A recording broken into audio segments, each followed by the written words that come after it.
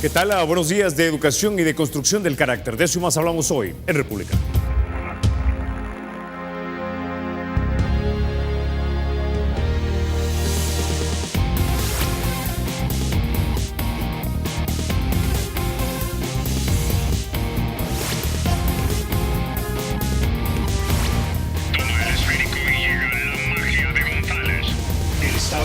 Será siempre libre e independiente y no será jamás el patrimonio de ninguna familia ni persona.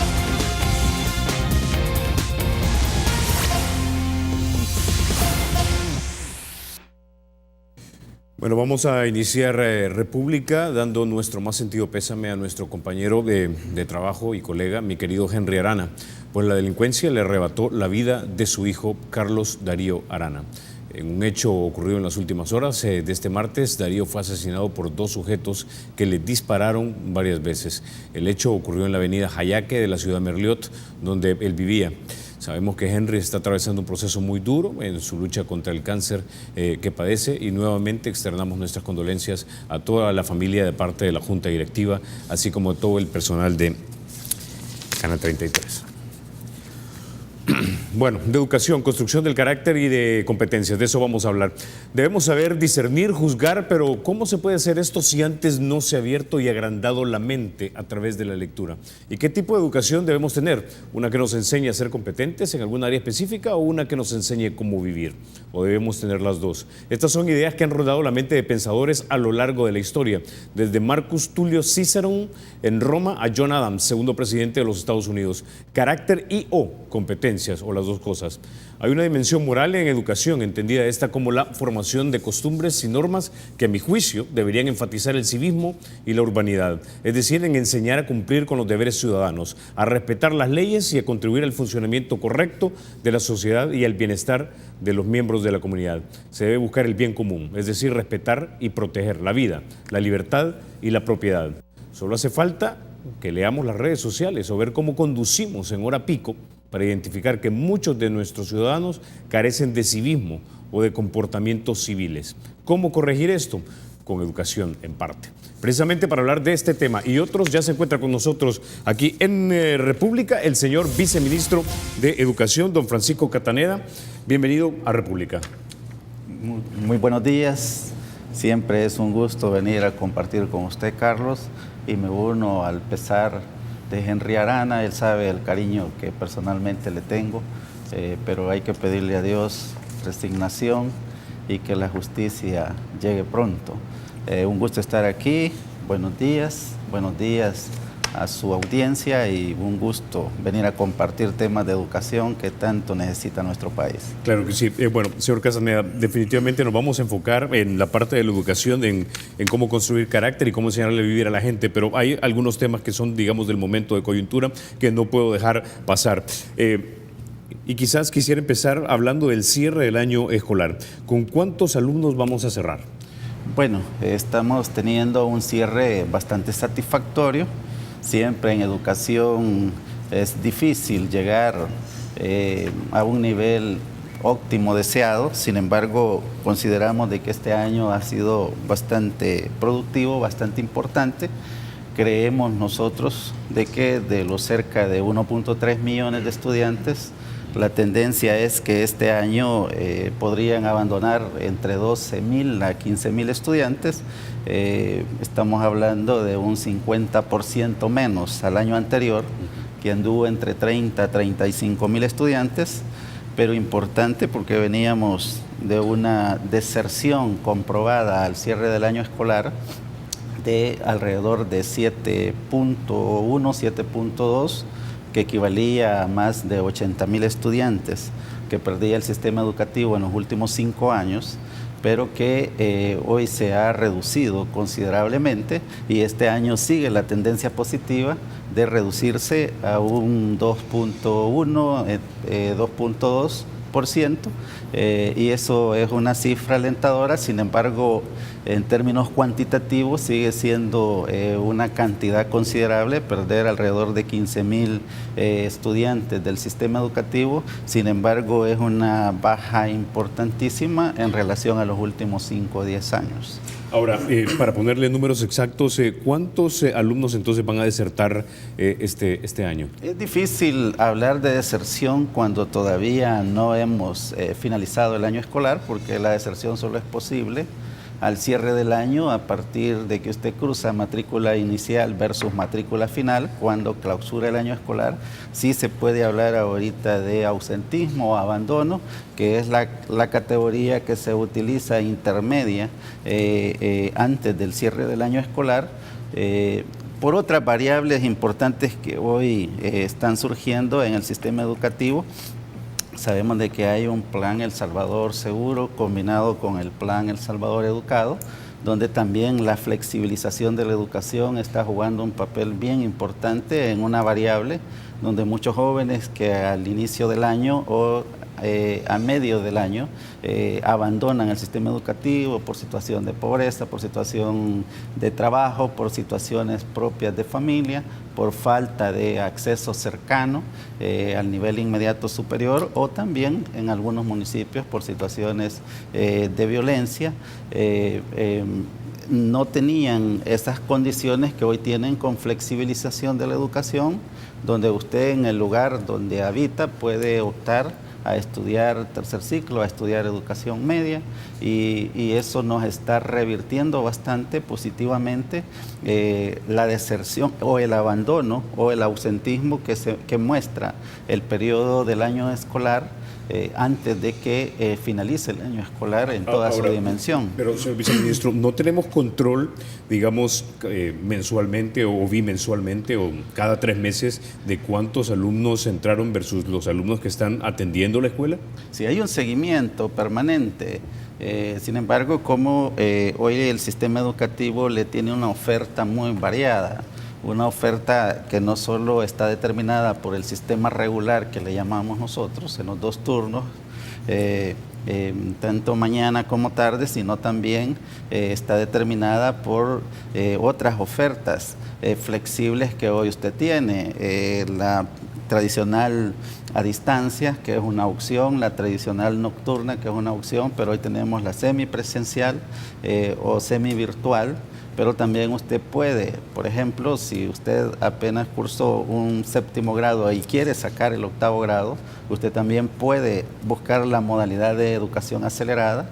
Durante 6 meses usted puede sacar ese grado inmediato, o puede buscar una alternativa también de prueba de suficiencia, donde usted puede irse a evaluar con tutorías que anda entre 2-3 meses, y usted puede sacar el grado inmediato superior. Entonces, ese consolidado solo es posible tenerlo al final que termina el periodo bajo el cual trabaja modalidades flexibles, y esos estudiantes, aunque en otra modalidad, siguen siendo atendidos por el sistema educativo. Ahora, señor viceministro, oficialmente, ¿cuántas escuelas están controladas y o asediadas por las pandillas? Bueno, tenemos un plan que ha sido ampliamente discutido con la Policía Nacional Civil, con todas las autoridades de seguridad pública, Fiscalía, Fuerza Armada, donde estamos en más de 1.200 centros educativos. Allí hay diversas dinámicas en esos centros educativos. En algunos lugares solo se ha estado trabajando en el corredor escuela-casa, otras en el entorno perimetral, y en otras hay intervención de atención más cercana dentro de los centros escolares. De estos últimos, que me interesa muchísimo, ¿cuántos centros escolares ustedes han detectado que es necesario intervenirlos porque hay, digamos, demasiada presencia de pandilleros en su interior?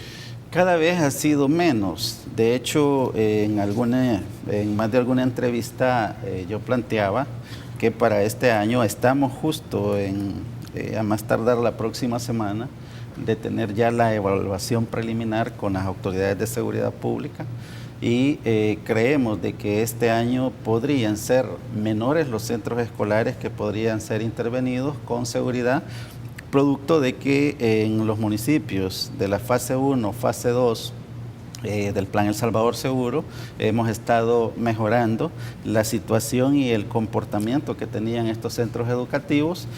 Hoy tenemos menos centros educativos con dificultades en Zacatecoluca, en Ciudad Delgado, en Soyapango, que eran San Pedro Perulapán, Jiquilisco, que eran municipios que en los últimos 5 o 10 años nos presentaban bastantes dificultades.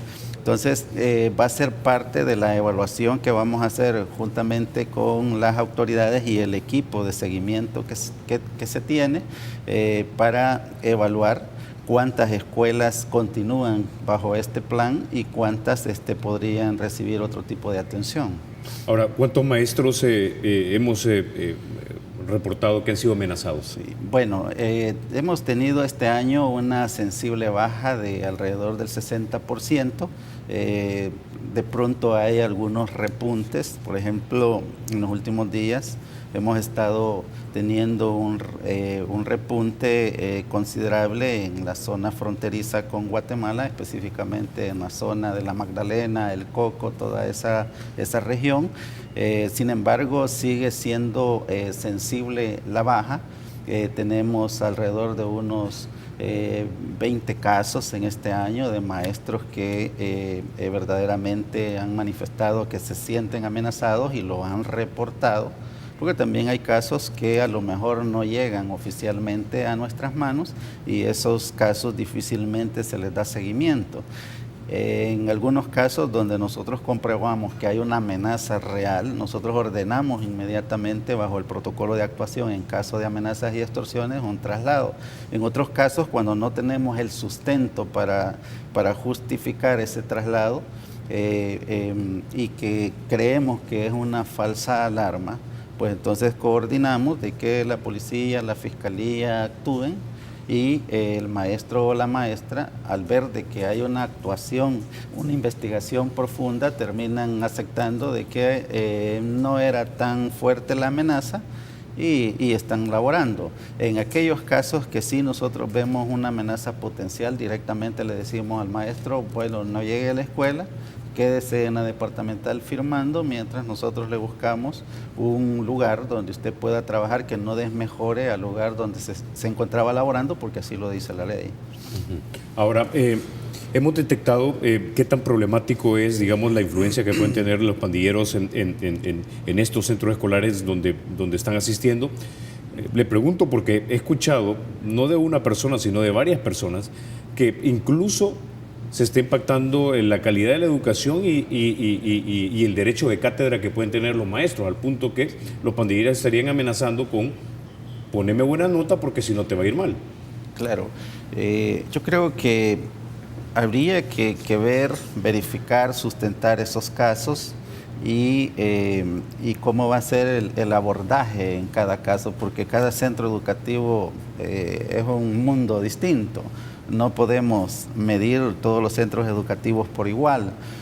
Ahí entra en juego muchas cosas, muchas variables. Primero, que haya una buena gobernanza escolar, donde tenemos directores o directoras bien empoderados y saben de que ellos son la autoridad en los centros educativos y esa autoridad no la pueden perder, aún frente al más agresivo pandillero o pandillera. Esa es una variable importante.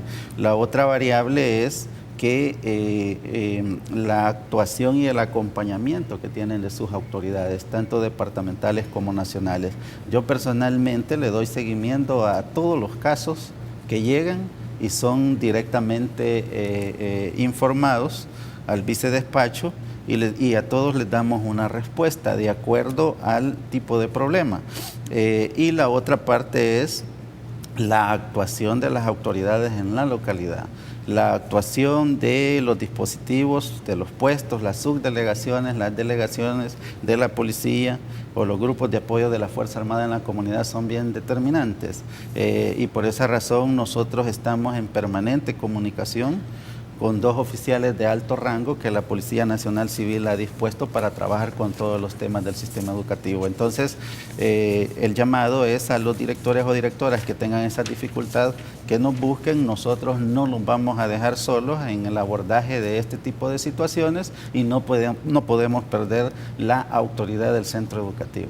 Ok, con esa idea vamos a la pausa. Cuando regresemos seguimos hablando de la seguridad en las escuelas. Antes de eso, déjeme contarle que para facilitar sus transacciones, el Banco Promérica ahora cuenta con una banca móvil en la que además de ahorrarle tiempo, usted va a poder hacer pagos de préstamos, tarjetas, servicios y transferencias entre las cuentas. La aplicación de la banca móvil es gratis y está disponible desde las tiendas Google Play y también del App Store. Ya volvemos.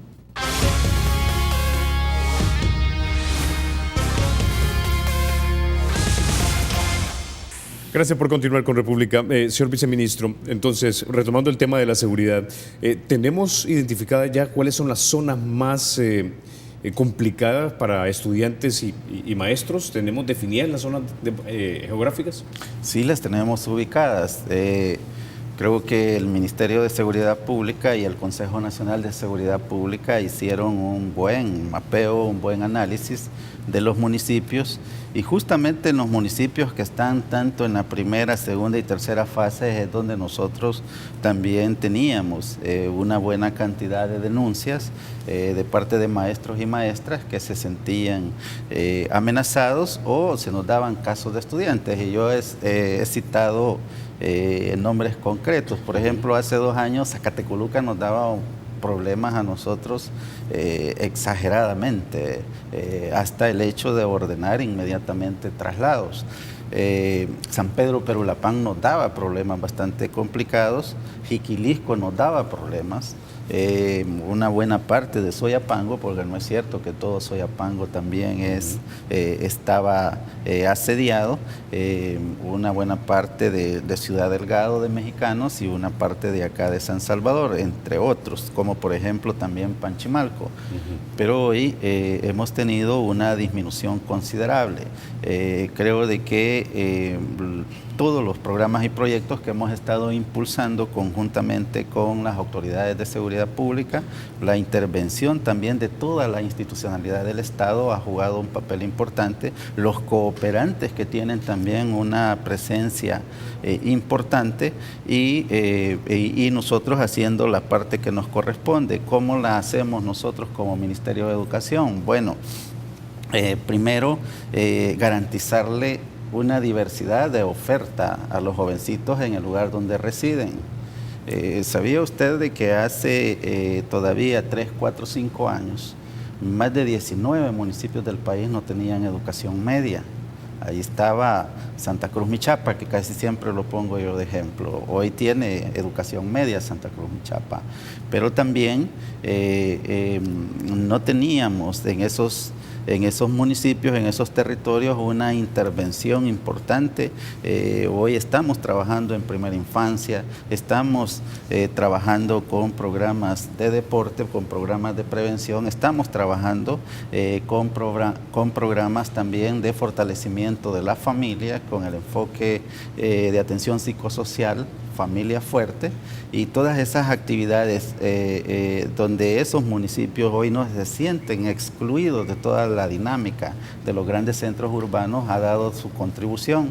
Claro, es la seguridad un problema estructural muy difícil en nuestro país. Toda la sociedad salvadoreña estamos obligados a contribuir de las diversas formas para construir cultura de paz. De hecho, nosotros estamos ya listos para que inmediatamente el viernes 17 que clausuramos el año escolar y que luego tendrán los maestros y las maestras entre 5 o 8 días hábiles para poder distribuir y organizar la planta docente para el siguiente año, podrán también hacer la prematrícula, que es importante para nosotros porque la prematrícula le da un parámetro importante con cuántos estudiantes va a entrar en el mes de enero, para la dotación también de sus paquetes escolares, sus alimentos, pero nosotros en ese momento arrancamos con escuelas abiertas para la convivencia y uso positivo del tiempo libre, donde vamos a estar en estas escuelas que tenemos mapeadas, que son más de alrededor de 120 escuelas, que están en estas dos, que con eso también respondo a su pregunta directa. alrededor de 120 escuelas que están en la primera y segunda fase, en los 26 municipios donde estamos interviniendo, donde tendrán una atención durante todo el día, incluyendo los fines de semana, donde los jóvenes pueden llegar, tener acceso a programas de emprendedurismo, a desarrollar la parte vocacional a la que usted ya hacía referencia en el principio, pero también la parte más importante, que es la parte de los valores morales, espirituales, éticos y otros elementos importantes que tienen que ver con el desarrollo complementario que deben de tener los jóvenes. Por ejemplo, estamos diseñando los diplomados en inglés turístico que van a tener los jóvenes también en el cierre del año escolar regular, y todo esto permite que los estudiantes del sector público hoy tengan una dinámica distinta y que no pasen entre octubre, finales de octubre, noviembre y diciembre, incluso parte de enero, sin hacer uso positivo Ahora, de su tiempo ¿cuál fue el libre. criterio para identificar estas 126 escuelas? ¿Es porque son de zonas problemáticas o son zonas no problemáticas y por lo tanto se puede intervenir de esa manera? Sí, bueno, uno de los criterios importantes es que la Policía Nacional Civil y Fiscalía toman un territorio o un municipio que es considerado en la primera y segunda fase y lo subdivide en sectores. Por ejemplo, dice, en Soya la 22 de abril es un sector prioridad, por ejemplo. Entonces, en la 22 de abril no teníamos educación media.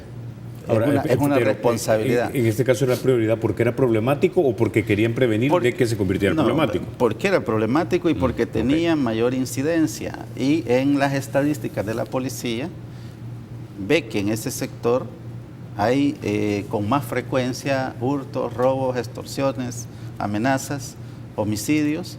Por lo tanto, para la policía este es un sector importante a donde hay que intervenir con todos los programas y proyectos de las instituciones. Nosotros hemos recomendado que también deberíamos tener un plan de atención a los municipios que son pacíficos. ¿Por qué? Porque suele suceder de que aquí intervenimos todas las instituciones del Estado en este municipio o en este sector, pero también los delincuentes tienen también la estrategia de moverse a zonas pacíficas. Por lo tanto, deberíamos de actuar también en esas zonas para que de pronto no nos baje aquí, pero se nos complica la otra zona, que hasta este momento, al menos en materia educativa, nosotros no hemos visto ese fenómeno, pero está la amenaza en aquellos lugares donde han sido tranquilos y que de alguna manera necesitan también una atención integral. Ok, hablemos ahora de otro tema. Recuerdo haber leído en un reporte de prensa que hay una cifra cercana al 60% de las escuelas que se encuentran en malas condiciones. Bueno, el problema de infraestructura ha sido un problema histórico en el país. No vamos a responsabilizar, porque no se trata de responsabilizar a nadie. Sin embargo, sí es importante destacar de que ha sido también un descuido bastante, podríamos decir, indigno, de que de 5.184 centros escolares públicos, 3.600 no estuvieran legalizados en favor del ramo de educación. Ahí está una respuesta de por qué esas escuelas no habían tenido una intervención en su mejora de infraestructura. Trabajamos la Ley Especial de Legalización de Inmuebles del Ministerio de Educación y a partir de la aprobación en la Asamblea Legislativa, hoy tenemos 5 años por el carácter de ley especial para legalizar de la forma más rápida posible, porque también tiene su costo, todos los inmuebles donde funcionan los centros educativos. Ningún ministerio puede invertir en un centro escolar que no esté inscrito ni registrado a favor del ramo. Ese es un elemento. El otro elemento es que no había una inversión estratégica para mejorar la infraestructura escolar, no había una verdadera política de infraestructura escolar, la hemos construido. y hoy podemos decir con bastante optimismo que estamos llegando a muchas más escuelas que se les está reparando y lo estamos trabajando en 3 vías. La primera vía, en legalizarlas. Creíamos que teníamos 5.184 inmuebles, porque es igual número de escuelas, pero resultó que ya cuando hacemos todo el mapeo, encontramos que tenemos más de 6.000 inmuebles, donde un centro escolar puede estar asentado en 2 o hasta 3 inmuebles. Ahora, Entonces, el gobierno del FMLN ya tiene 8 años en el poder. En estos 8 años, ¿cuánto se ha avanzado de cómo los dejaron el gobierno del presidente Saca y en cuánto están ahora? ¿En cuánto han reducido usted, digamos, la ilegalidad que tenían en las escuelas? Bueno, la hemos reducido al 50%. Hemos avanzado de tener apenas 1.600 escuelas legalizadas. Hoy tenemos más de 2.000 escuelas. Es un avance importante de este gobierno, de estos 2 gobiernos del FMLN, y también hemos avanzado en más asignación de recursos. Solo entre el 2016 y 2017, 1.600 escuelas han recibido desde fondos para reparaciones menores, que es la otra vía en que estamos resolviendo el problema de infraestructura escolar, que es más para rehabilitar, que van fondos desde pequeñas escuelas unidocentes, bidocentes o tridocentes, que se les asigna 7, 10 mil dólares, hasta escuelas medianas, donde se les asigna 40, 50 mil, 70 mil dólares, hasta las escuelas integrales que hemos estado visitando con el vicepresidente, con el ministro, con el presidente que lanzó ese programa en Jiquilisco. Bueno, el día de ayer estuvimos en San Pedro Mazahuat, en la Nemesia Luna, que son escuelas ya integrales donde hay una inversión que ronda entre 600 mil dólares hasta 2.5 millones de dólares, que transforma toda la forma de esas escuelas. Ejemplos, la Walter Sondi en Santa Tecla, ejemplos, la Daniela Hernández en Santa Tecla, ejemplos, el Instituto Nacional de Jujutla en Aguachapán, ejemplos, Complejo Educativo San Alejo en La Unión, donde ustedes pueden llegar con sus equipos y verificar esas inversiones que estamos haciendo ya de una forma más estratégica y que están transformando en centros educativos a partir de la nueva política de infraestructura, donde ya tienen rampas para niños y niñas con discapacidad, servicios sanitarios para niños y niñas con discapacidad, sala de maestros, comedor para los jovencitos, cocina para los aula de escuela inclusiva de tiempo pleno para atender niños con discapacidad y los talleres, y es como nosotros soñamos de que estén todas las escuelas del país. Ahora, pregunta, al final de los 5 años del presidente Sánchez Serén, ¿cuánto se habrá invertido en infraestructura en las escuelas? Y 2, ¿a qué nivel vamos a llegar en términos de porcentaje de escuelas que estén en perfectas condiciones? Considero, aunque todavía falta el debate que va a haber presupuestario en materia educativa de la Asamblea Legislativa, pero sé que más de algún diputado o diputada nos está viendo, nos está escuchando, que se prioricen más recursos para educación, que se prioricen más recursos para reparaciones menores y construcciones completas de centros educativos. Puedo decirle con mucha certeza de que en estos 3 años, bajo la presidencia del profesor Salvador Sánchez Serén, hemos invertido cerca de 100 millones de dólares en infraestructura escolar. Claro, para 5.184 centros escolares sigue siendo importante, pero no es la óptima inversión que nosotros quisiéramos. Creemos de que en estos año y medio, 2 años que nos quedan, podríamos estar complementando alrededor de unos 150 millones de dólares, que son importantes, significativos, y que podríamos tener arriba del 60% de las escuelas ya en mejores condiciones, porque para... Es decir, una reducción del 20% con respecto a la cifra anterior. Podríamos andar alrededor del 40%, donde ya más escuelas tienen servicios sanitarios dignos, más escuelas tienen techos dignos, más escuelas con drenajes dignos, más escuelas con sistemas eléctricos, con aulas de informática, y esas escuelas que nos han estado presentando algunos medios, pero que tienen 20, 25 años de existir. Y nosotros siempre ponemos el ejemplo del centro escolar El Tapacún en el Alto Atiquizaya, que es escuela de Bajareque por más de 25 años, con suelo de tierra, en una finca de café. La transformamos, la hicimos nueva, lastimosamente nueva, bonita, ya no salió, pero son ejemplos así concretos. Ok, con esa idea vamos a la pausa. Cuando regresemos hablamos ahora entonces acerca del futuro de nuestra educación. Ya volvemos.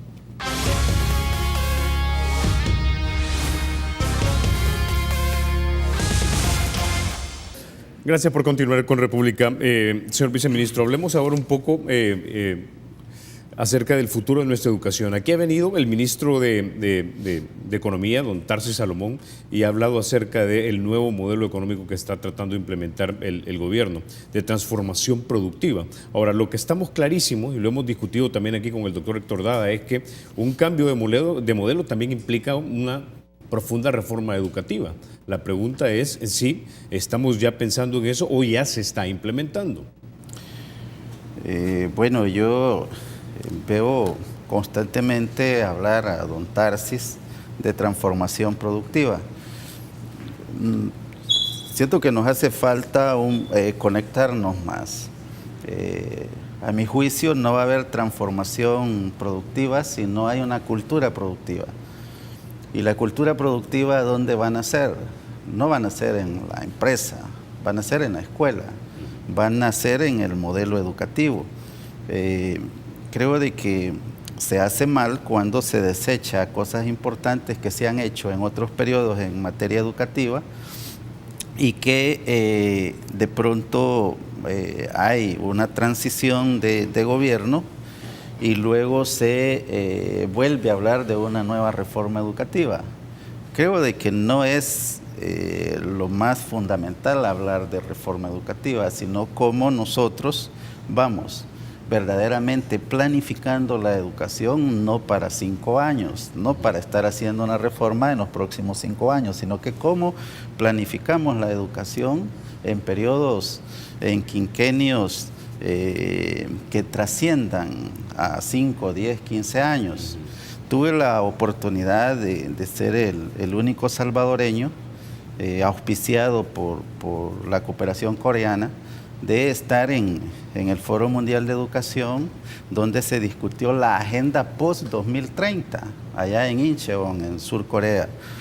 Y allí se discutía, ahí participan todos los sectores del mundo, desde los sectores crediticios, los sectores empresariales, los sectores cooperantes, premios Nobel, hasta los modelos en el mundo que son vistos como más exitosos. Yo creo de que nosotros como país debemos de construir juntos un modelo educativo primero que responda a nuestra identidad, primero que responda a las realidades, a las ventajas y desventajas que tenemos como país. Un modelo educativo que tenga claro la riqueza que tenemos como país. Por ejemplo, pocos salvadoreños sabían hasta hace un par de años que somos 5 veces más grande El Salvador mar adentro, pero hemos estado de espaldas al mar. Yo quisiera escuchar de los mejores economistas que tenemos en este país, qué vamos a hacer para aprovechar los recursos mar y cómo vamos a construir desde la educación media o las escuelas que tenemos en la franja costero marina, cómo vamos a construir cultura productiva con esa riqueza envidiable que tenemos mar adentro. Yo quisiera escuchar también de los mejores economistas cómo aprovechar más los recursos estratégicos que tenemos en el occidente del país, específicamente en Aguachapán con la geotermia. Nosotros no estamos aprovechando al máximo la geotermia de este país. Pero la pregunta es si estamos educando a nuestros jóvenes para precisamente aprovechar los recursos naturales que tenemos. O sea, porque por lo que usted me está diciendo, aquí veo que se tiene que enseñar sobre, de repente, no sé, ciencias que tengan que ver con el océano, con aeronáutica, con ingenierías en geotermia, pero la pregunta es si nosotros estamos en el sistema público, por lo menos preparando también fuertemente en matemática, física y de repente química a nuestros estudiantes y si tenemos también bachilleratos técnicos orientados a esas áreas. Nosotros estamos haciendo un esfuerzo importante. De hecho, el año pasado lanzamos por primera vez el primer bachillerato en mantenimiento aeronáutico público que está en el INJOSICA, en el Instituto Nacional José Simeón Cañas de Zacatecoluca. Y estamos trabajando con la Autoridad Marítima Portuaria en crear un bachillerato de aprovechamiento del recurso mar que inspire o por lo menos que a los jóvenes tengan una opción básica de formación, de iniciación para las ingenierías que deberían de construirse desde las grandes universidades, pero donde también converjamos todos, el sector empresarial, economía y toda la institucionalidad vinculada a cómo dinamizar y cómo construir más productividad en este país. Nosotros, a mi juicio, nosotros tenemos las condiciones favorables para generar muchos más empleos. El problema es que no hemos encontrado la llave maestra que nos permita ponernos de acuerdo como sociedad salvadoreña y podernos sentar en decir, bueno, tenemos esta oportunidad, ¿qué especialidades de media técnica podemos construir para esto? Pero también yo como empresario me voy a responsabilizar de que a estos jóvenes que se especializan, pero porque no tienen una experiencia laboral, no les dan la oportunidad de obtener su primer empleo, ¿cómo voy a captar ese recurso especializado? Son los temas en los que nosotros debemos de avanzar.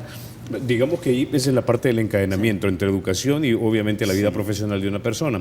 Pero si por ejemplo la apuesta de este gobierno es esa transformación productiva, del lado de educación tiene que crearse el soporte para que luego tengamos los profesionales que trabajen o se inserten en ese modelo de transformación productiva. La pregunta es, y no lo he escuchado, si estamos discutiendo acerca de reformar el currículum de nuestros jóvenes. Sí, nosotros tenemos 3 fuentes que inspiran el modelo educativo actual, 3 grandes fuentes. La primera gran fuente se construye cuando nuestro presidente era ministro de Educación ad honorem y se crea el Plan Social Educativo Vamos a la Escuela, con 17 programas y 5 subprogramas. Allí no solo están los programas presidenciales de dotación de zapatos, uniformes, alimentos, sino también están programas de educación inclusiva, están los programas para crear un sistema nacional de educación técnica profesional. Están los programas también de atención a estudiantes con desempeño sobresaliente. Están los programas creando conocimiento vinculado a ciencia y tecnología. Están los programas Seamos Productivos. Están los programas de ensanche, cerrando la brecha del conocimiento que conecta el modelo tradicional teórico a un modelo más aplicado, a un modelo más que nos conecte con la parte productiva. Pero luego venimos y también tenemos la otra gran fuente, que es el Plan Nacional de Educación en Función de la Nación y sus 9 ejes. Aquí ya agregamos una parte bien fundamental para construir cultura productiva, que es cómo desarrollamos el sistema educativo desde la primera infancia.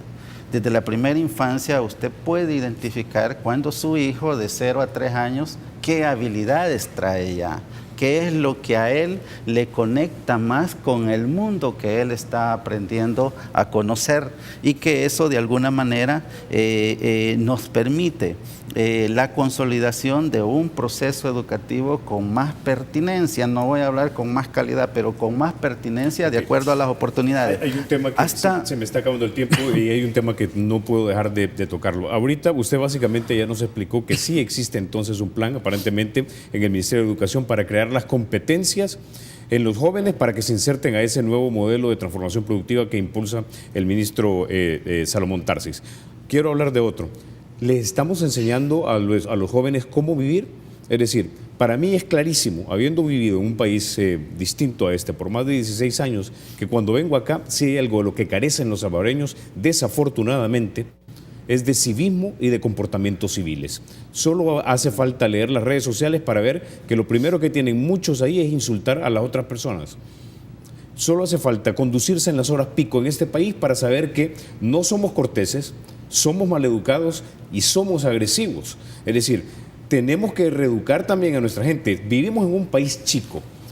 Cuando vives en un país chico con mucha densidad poblacional, necesitas que la gente sea altamente educada en la manera en cómo se conduce en sociedad. Eso yo no lo miro aquí en este país. No sé si estamos enseñando moral, si estamos enseñando cívica, si estamos enseñando urbanidad y si tenemos una cultura transversal en la escuela para que esto no solamente sean asignaturas específicas, sino también una cultura dentro de la escuela. La resolución pacífica de conflictos, tampoco yo no he escuchado nada de eso aquí en este país. Y por eso aquí nos damos duro, desde si yo soy del Real y vos sos del Barça, o si soy de Arena o si soy del Frente, cuando perfectamente podemos desacordar de una manera civil. Tiene totalmente razón. Aunque nosotros buscamos, y está escrito así, desarrollar a través del modelo educativo que estamos impulsando dos tipos de capacidades, las capacidades productivas y las capacidades ciudadanas. Nosotros nos referimos justamente a eso, cómo combinar el hecho de que no solo basta que tú seas buen ingeniero, que seas buen periodista, sino también cómo te comportas como ciudadano en tu entorno. Y para ello, este año ya estamos impulsando en el cierre de este trimestre final del año los módulos de moral, urbanidad y cívica, donde ahí van elementos fundamentales desde cómo vivir en sociedad, ética del consumo, respeto y orgullo de ser salvadoreños. Y a mí es esa parte que me gusta de este programa, porque es el único programa que conozco que evoca al hecho de ser república. O sea, si no queremos nuestra patria, no vamos a querer a nuestro vecino. Si no nos interesamos por lo que sufre nuestro vecino, nosotros no vamos a construir paz social. Y todo eso va en moral, urbanidad cívica. Creo que nos falta algo más. Nosotros debemos de construir las condiciones para que en toda la escuela pública de este país tengamos educación bilingüe. Eso es fundamental. Nosotros debemos de inculcar en las nuevas generaciones de estudiantes el segundo idioma, pero también el respeto. Es increíble, como usted muy bien lo dice, Carlos, ver en la carretera de que el semáforo en amarillo, lejos o color naranja, lejos de detenerte, es como que aceleres y pasate rápido antes que llegue el otro. O poner la vía y como que le estás diciéndole atrás, acelera y no me dejes pasar. Claro. Ahora, entonces voy entendiendo que sí existen materias, no sé si, ahora la pregunta es, ¿y estas materias se enseñan desde el nivel de preparatoria hasta bachillerato? ¿Hay una cultura transversal también de moral, cívica y urbanismo? Siempre hay una cultura transversal en todos los programas, en todos los contenidos. Sin embargo, nosotros nos estamos preparando para que moral, urbanidad y cívica sea una materia durante todo el transcurso del año. Y allí van desde principios morales, memoria y pasado reciente, que es bien importante para nosotros, ¿no? No perder el horizonte de quiénes somos, a dónde estamos y hacia dónde vamos. Cómo cuidar el medio ambiente, cómo vivir en sociedad cuidando de esas relaciones interpersonales y cultura de paz que debemos de consolidar desde la comunidad. ¿Y esas asignaturas se enseñarían o se enseñan desde preparatoria hasta el último año de bachillerato? Así es, iría en todo y nos estamos preparando para que no solo sea un módulo o una clase más de la semana, sino una materia fundamental que sea un requisito fundamental para quedar habilitado al grado inmediato superior. Excelente. Bueno, señor viceministro, se nos acabó el tiempo. No me resta más que agradecerle que haya estado usted esta mañana aquí en República. Siempre es un gusto. Gracias a la orden. Buenos días. Señor Castaneda, que tenga buen resto del día. Ustedes, amigos, se quedan con la emisión matutina de Teleprensa con mi querido Rafa García y Mayelita Mena. Soy Carlos Toledo. Gracias por vernos. Recuerden, la República es de todos. Hay que cuidarla. Rafa, Mayelita. Hola Carlos Toledo, un saludo muy cordial para ti, para el viceministro, por supuesto, como siempre, una entrevista muy interesante y por supuesto muy aleccionadora en todo lo que tiene que ver con nuestra cultura y educación. Estamos iniciando